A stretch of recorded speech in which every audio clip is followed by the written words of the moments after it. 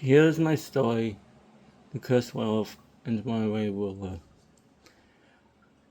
I know I uploaded 2 parts in the past, but I did some revision, so here you go.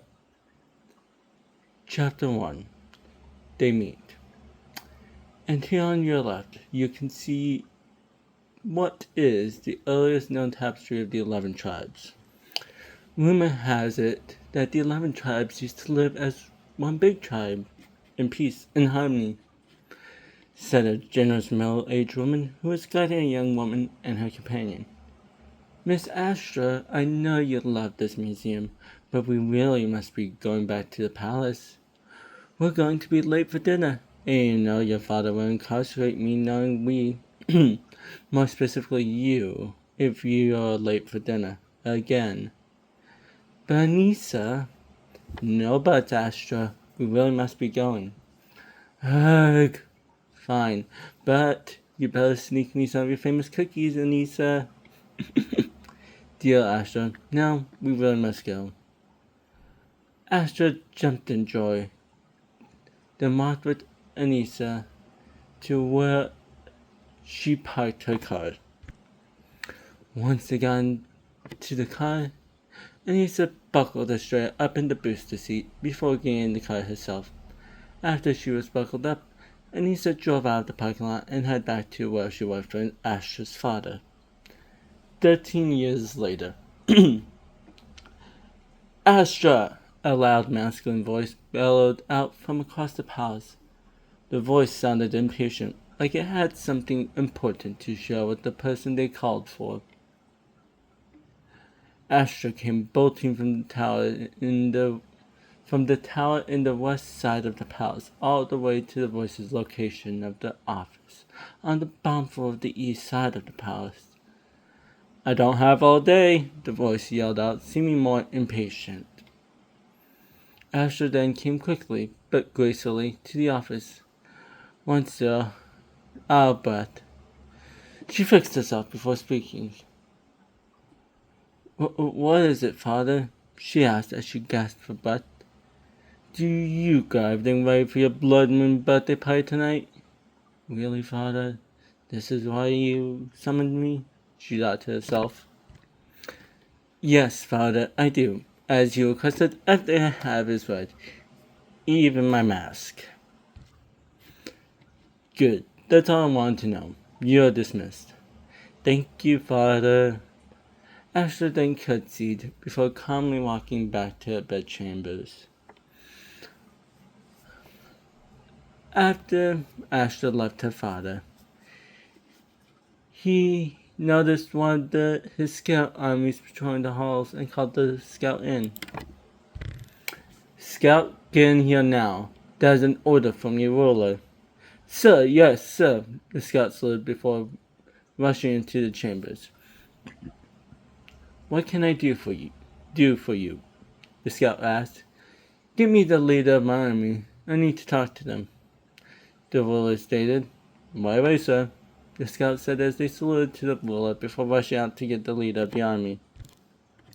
Meanwhile, up in Astra's room, she was pacing back and forth as her Andromeda Galaxy-themed pup, Vega, barked softly for attention. Not now, Vega. I'm in no mood to play with you right now, as I'm sick and tired of my father. You, me, and Styx are not safe here.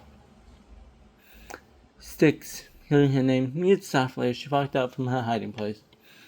I need to get out of here, and if I do, I'll have to find a way to get you guys out of here afterwards. After all, I can never leave you two. Astra said, giving both her cat and dog pets on the head, right in the sweet spots for both of them. After paying both for animals, she opened her secret hiding spot that only she knows about, and pulled out a duffel bag full of escape plans. Astra pulled out one thing before tucking the bag back into the hiding spot. A rope. Okay, you two. You both know what to hide till I get back. Go to the hiding spot and stay there until I give the command, okay? Both Vega and Styx barked and meowed respectfully before going to the highest place they were trained to go to. Good girls. Now, be quiet and be good. Astra smiled softly before tying the rope to the railing on her balcony. As she was about to climb down the rope, under her breath, she summoned some food for her animals with her powers, just in case she took too long. After taking a deep breath, she started climbing down the rope. Meanwhile, back in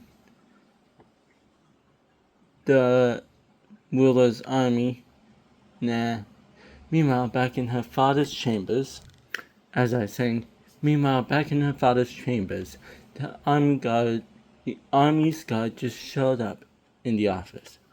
You summoned for me, my king? That is correct, Gwen. I want you to find the mailing maid and have her send these letters to all the rich families. Understood, my king. Gwen then saluted before grabbing the stack of papers and leaving the room. After she left, Gwen immediately spotted the maid that handles delivering and getting the mail. Scullery maid! The maid jumps in panic, then faces Gwen. Noticing the maid's attention, Gwen calmly, yet fiercely, walked up to the maid. You are to deliver these to corresponding addresses with haste, as addressed by King Cesario and Queen Deva. Understood, you miserable minx? Yes, Captain Abbott. Right, Captain. After meekly saying that, the maid quickly left the palace. It took a while to find her first house.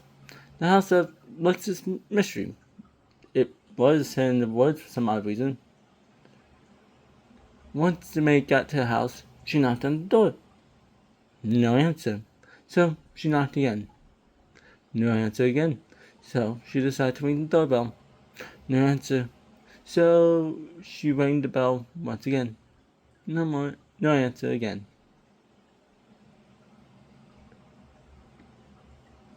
Seeing as she had a time limit and running out of that time to deliver the rest of invitations, the maid decided to slip the letter through the mail slot before scurrying off.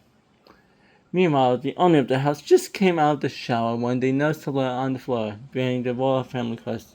The owner looked at it carefully and noticed it was for someone else, most likely the former owner of the estate the new owner was living in. The owner thought it over, then decided, fuck it, and opened it up. And inside contained an invitation from King Caesar and Queen Deva. Dearest Lux's Mystery, you are cordially invited to the first ever Blood Moon themed birthday. The theme is masquerade, as we wish to appease the moon gods, as in ancient times, when there was a blood moon in the sky, all the tribes had a masquerade event. So in honor of this tradition and our daughter's 19th birthday, we decided to keep the tradition of our ancestors alive. On the back of this letter is the attire you, and specifically you, are supposed to wear, along with the mask you have been randomly assigned. We do hope we see you there at the party. Graciously yours, tribal leaders King Cesario and Queen Deva. The owner of the house chuckled a little bit before heading back up the stairs. And that's where I'll leave off for repeat of part 1. I hope you like it.